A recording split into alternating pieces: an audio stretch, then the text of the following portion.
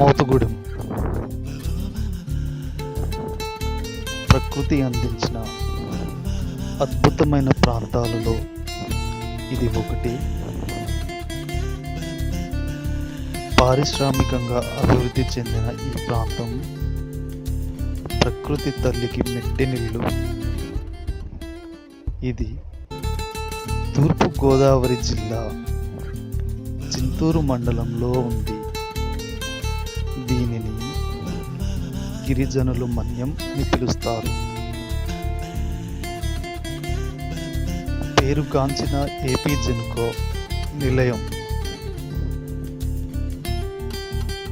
గిరిజనులకు బ్రతుకు తెరువు ఈ మోతుగూడెం. ప్రతిరోజు వందల మంది పర్యాటకులు వచ్చి ఆస్వాదిస్తూ ఉంటారు. Please subscribe my YouTube channel. Thank you.